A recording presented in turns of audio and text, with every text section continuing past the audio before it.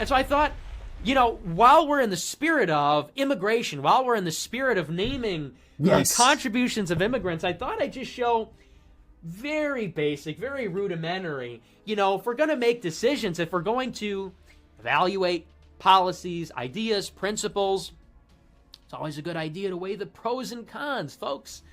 This is how we make decisions. We think we balance the positive and the negative. And so while we're listing contributions of immigrants, I thought we would list perhaps one of the greatest contributions of immigrants in American history. And I'll start by adjusting my white balance here a little bit so we can see that a little better. Apologies if I look a little bit darker, but that's just how it is with the whiteboard. So, on the pro side, we have good food. This is the one we can never seem to beat this argument, right? It's always, Molly Tibbetts gets killed. The Mexicans are Iowans with better tacos. Kate Steinle gets killed. Hey, but they're rich, exotic. The burritos they're fine. You look at the UK, knife attack, nail bomb attack, bus attack, truck attack. Pretty soon they're just going to start throwing baseballs at you. They'll ban everything, and you'll have Muslims walking down the street, and they'll be throwing baseballs. They'll literally be throwing the kitchen sink at you. But have you tried the falafel, folks? But have you tried it's the finest. Oh, it's so good. The street vendor food. Can't get enough. Cons, 9/11. That's a big one. I would say we're about 50-50 so far. Maybe even the good food outweighs it. We've got tacos. We've got rich diversity, cultural diversity. Cons, we've got 9/11. If you didn't have immigration, you wouldn't have 9/11. But, by the same token, if you didn't have immigration, you wouldn't have that tasty tacos, sushi, all the good stuff. Cons, surveillance state. The government is spying on you everywhere all the time. And the reason for that is because we have people that hate our country in the country. We have people that are not from the country. We have people that are paid by foreign agents to hurt our country. And the reason we know that is because they're not of the country. You look at a country like France, for example. They never had any problems with their Eiffel Tower. They never had any problems with their national monuments, their national landmarks. And why? Because Parisians, Frenchmen, they took pride in their country. They loved it. They loved the culture. They loved the monuments. And so there was no threat. Well, now they're building a fence around the Eiffel Tower because you have foreign people who don't like France. They don't like what it stands for. They don't love their country. And that's why we need to build a wall around that. That's why you have in America the surveillance state, because you have people, when they're not from the country, who may not care for it so much. So instead of preventing bad people from coming in, we just have to let them in and spy on everyone so we know who the bad people are. Pros, where were we at? Fajitas, delicious crab rangoon. We've got falafel. We've got, you name it, Ethiopian. Have you ever tried Ethiopian? I haven't, because I don't want to eat food from Africa. But I hear, it's to die for. They do this thing where they wrap it in and there's rice, and very good. Cons, foreign wars forever. Afghanistan since 2001, Iraq since 2003, Libya in 2011, Syria since around 2014, 2015. We don't really know when the training and the funding started. Drone attacks in Somalia, drone attacks in Pakistan and Yemen. We have American operators all across North Africa, in the Sahel, in the Maghreb. They're in Niger, Chad, Mali, Nigeria, countries you haven't even heard of. So, and those are all costing us money, and your sons, brothers, nephews, increasingly your daughters as well. Don't be surprised. Thank God for feminism. They're also going to be taking one for Mother Israel getting blown up by IEDs in the foreign wars. Pros, Albert Einstein. Hey, without immigration, you don't have Albert Einstein. Without immigration, you don't have people like Alexander Hamilton.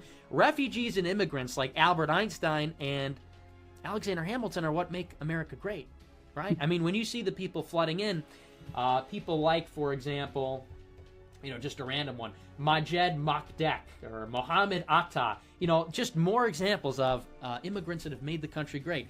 Cons, drug crime, violent crime, low/no social trust. say goodbye to Halloween, trick-or-treating. Not going to happen this year. The Muslims don't like it. They think it's some kind of hocus pocus. And anyway, you also don't want to get shot, so you're sending your kids down. Trick or treat, you don't want them to... Yeah, the Muslims don't like it, but somehow there's plenty of videos on X of Muslims literally stealing and taking every single candy available outside the house. It's a little bit like what they say they think about America and Europe.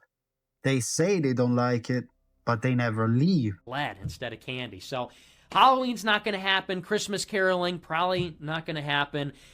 School celebrations of the holidays, summer picnics, worship at churches without metal detectors, that's probably not going to happen. Leaving your front doors open, it's just a part of their culture. Sorry, it's just part of the culture. They don't know how to not steal. So that's going to go away, but that's okay, because when you're walking down Main Street, it won't just be boring hamburgers, hot dogs, that lame stuff. You're going to be getting the top quality, most authentic food. Mexico, Central America. You think you've had it all, but then you try a torta, okay? Now, that's like a Mexican sandwich. You think you've had it all, but then you try a taco al pastor, and it really, I think the pros, they just keep compounding themselves. They only just keep getting better. Cons, and we got a few more here. Now, this is the one no one wants to talk about, but the IQ of the nation, also of the world, is collapsing precipitously. Nobody knows about this. Nobody talks about it, but the IQ average of the world and also of our country has gone from about 100, and every year has gone down. And now nobody likes to say it, but it's because certain people are being born in certain places where gene pool, not very high IQ. That's okay. That's okay, because it doesn't take a very high IQ person to set up a taco shop. You guessed it. Pilsen, Little Village. We're going to Los Angeles. We're taking a trip to Koreatown. Maybe you don't like 9/11. You just haven't had enough Korean barbecue, folks. If you ever had vermicelli from a Vietnamese restaurant, I think you'll change your tune. Last but not least, we have less jobs. That one's debatable. Certainly, you could say there are more jobs being created by immigrants, jobs like firemen, policemen, paramedic. First responders are it's a real boon to the first responders when you bring in these immigrants. Those are the kinds of jobs that are being created. Manufacturing, food service, those are ones that are actually increasingly not available to the young people, to the college kids, but that's all right. Albert Einstein. So I just wanted to show you, and it's a little bit tongue-in-cheek, but really, that's what it is, folks. This is, we like to joke. We like to kid a little bit. As Kanye West said, it ain't no joke, though, all right? We have a vision of two societies. Very simple. And I've been saying this for years about terrorism, about 9/11. You can have a society, an open society, with immigration. And, look, it's like Noah Smith said, the Jewish guy who hates white people, who I read his response to Tucker Carlson last night. There's one approach where we say, you know what, diversity is hard. Immigration is hard. There's going to be a lot of problems, and we're going to have to come up with a lot of intrusive, invasive solutions to solve it. But, human dignity or whatever, democracy. And that's one society where we can have Muslims, and we can have Africans, and we can have Hispanics, and we can also have all these problems. And then we can have the solutions to the problems, which in many cases are worse. You bring in a certain number of people, like, for example, Muslim immigrants.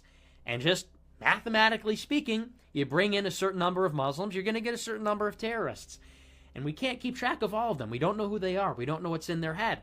So in order to respond to that, we're going to have mass surveillance. We're going to have the proliferation of light arms in schools, movie theaters, shopping malls, wherever public places are, because who knows when people are going to carry out attack. You're not going to be able to spot all of them. You'll have to have constant CCTV. I think that's the word for it, right? When you have cameras everywhere, microphones everywhere, spying on you from your phones, from your televisions, everything else. You're going to have barriers around public celebrations. You're not going to be able to have as much of a liberal and open society as you want. When you look at the immigration from Latin America, you have constant drug crime. You have other kinds of crimes that are going on. You're going to have stricter laws. You're going to have more police. You look at, for example, Ferguson, Missouri, after the Michael Brown situation. And people who have been there have described it basically as a police state in the aftermath. You had checkpoints. You couldn't go from one side of the street to the other without getting apprehended by the police. And that's the future with immigration. Now, look, we can have it. We can have all that, and we can have all the benefits that come with it. And sure, let's concede, and I don't think it's true, but some economists make the argument it makes the economy grow. It makes the GDP go higher. And some people say, well, it enriches our lives with authentic food. Let's just, for the sake of argument, concede those kinds of things, and we get a few more inventors. Is it worth it? That's one society. This is one society where it's basically Brazil, but you have a higher GDP, you have different kinds of foods, and that's kind of dumb anyway because we have all the recipes. But let's just say we have old world foods from across the world, and arguably the GDP goes up because the population increases. Is it worth it? Conversely, we have a society where there's no immigration. Are there cons to that? There are cons. But the trade-off is you don't have the barriers, you don't have the metal detectors, you don't have the mass spying, you don't have to fight them over there because they're not here. They can't fight you here because they're over there. So you don't have to fight anybody. So there's no foreign wars. It's pretty clean. We still have the high social trust. Things are all right. Now maybe we're lacking in that rich diversity, but I think 9 out of 10 people would make a decision. Certainly the friends and family of the 2,977 people killed on 9/11 would prefer the latter society. So to me, that's the first takeaway, is on immigration. And really, I think when you lay it out like that, it's not hard. It's really a no-brainer. And that's the crux of the argument. The immigration people, the pro-open borders, the pro-immigration lobby, they get by because they frame the debate. And they frame it in terms of immigration only has positives. We never look at the totality of the situation. And actually, the starting point of any conversation on immigration always is how can we justify immigration? We have immigration. We will always have immigration. And so that's always the starting point. To me, the starting point is no immigration. The starting point is you're arguing that you want foreign people to come into our country. And when I say our country, I don't mean that in the abstract. They're not coming to Malibu, okay? They're not coming to Silicon Valley. They're not coming to the highest rent districts in Washington, D.C., and Chicago and New York City. They're coming to your neighborhoods. They're coming to your communities. They're coming to your children's schools. So when we're talking about bringing foreigners here, it's not like they're just going to be out there somewhere. They're coming to you. They're coming to your doorstep. And to me, the proposition then is not, well, how can we justify the continuation of this? Well, you can't present evidence that these people are bad. The burden of proof is on the people who want to add this to our society. You want to add people? You want to bring them into our homes? I'm sorry, the burden of proof is on you to justify that they're going to be a net benefit. And we never look at it in terms of net costs and net benefits. Dates like 9/11 force us to consider the net cost and the net benefit. They force us to look at the situation in the totality. It's all fine and well when you're in little villages, I have been, whereas I found myself on many occasions in a Hispanic neighborhood in Chicago, and you enjoy an authentic taco, and that's all fine and well. It's a very different story when your daughter gets killed, like in the case of Molly Tibbetts. And people will say, well, that's sensational. People will say that's unlikely to happen. It shouldn't be happening at all. To me, that's what's more fundamental. Crimes committed by immigrants are 100% preventable. And so I'll admit, the statistics can be debated about crime. However, it's a much stronger argument that the immigrants do commit more crime, particularly illegal immigrants. You look at who is detained in federal prisons, and it's staggering the amount of them are immigrants or illegal immigrants or minorities. You look at murderers, anything else like that. But anyway, let's just talk about a single murder. If one American is being murdered because we brought in an immigrant because we wanted to give him an opportunity or give him a chance, one immigrant too much. Shouldn't be happening.